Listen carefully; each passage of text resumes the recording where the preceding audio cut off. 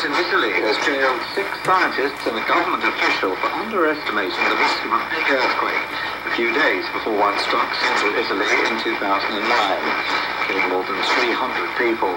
The experts, who were each sentenced to 6 years, argued that earthquakes could not be accurately predicted. The editor of the BBC's flagship television current affairs programme Newsnight has stepped aside, pending an investigation into his decision not to broadcast a report into child sex allegations against the late BBC presenter Jimmy Savile. The separate BBC News programme has broadcast its own investigation into the controversy, in which Newsnight journalists challenged the reasons given for the story being shelved. The United Nations says it's making contingency plans for a possible peacekeeping force in Syria, if a proposed ceasefire is agreed. The head of peacekeeping, Hervé Latsou, said the plans were tentative and it was too early to say how many peacekeepers might be needed. An explosion inside a prison van in South Africa has killed 3 prisoners. Officials said the blast appeared to have been part of an escape plan that went wrong. Security guards in Finland have stopped a man with a knife from attacking the Prime Minister, Jyrki Katainen. The Prime Minister was campaigning in the city of Turku ahead of municipal elections. And researchers in the United States say they've captured for the first time spontaneous mimicry of the human voice by a whale. The captured beluga whale made vocal bursts several octaves lower than normal in an apparently deliberate attempt to copy human voices. BBC News. Hello, this is World Business Report. I'm Mark Whittaker. And today, marriage made in heaven or in the Kremlin. BP ties the knot with Russia's giant state-owned energy company Rosneft. Will divorce lawyers be watching? If shareholders of BP are actually business-minded and care about the efficiency of their investment, they should take their money elsewhere. Also, is this the end of the rainbow for the Rainbow Nation? 18 years after full democracy, only just over 7% of schools in South Africa have libraries that actually have books on the shelves. There are schools that don't have chairs. There are schools that don't have toilets.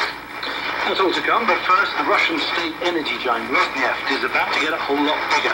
In fact, it's just reached an agreement to buy up the privately owned energy joint venture TNK-BP in a deal which will make Rosneft the biggest publicly traded oil firm in the world.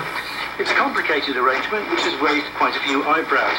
Many people, not least some BP shareholders, have expressed doubts about the wisdom of the new Russian link-up. Not the Russian president, though. Vladimir Putin reckons it's a great deal for Russia. This is a good signal, both for the Russian market and for the international energy market.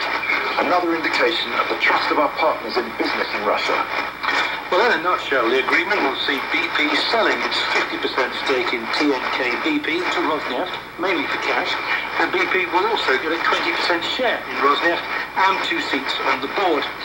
I've been talking to Mikhail Kritikin, the editor-in-chief of the Russian Energy Weekly, and I put it to him, the big prize for BP must surely be getting his hands on the huge untapped reserves of oil waiting to be tapped in Russia's high Arctic.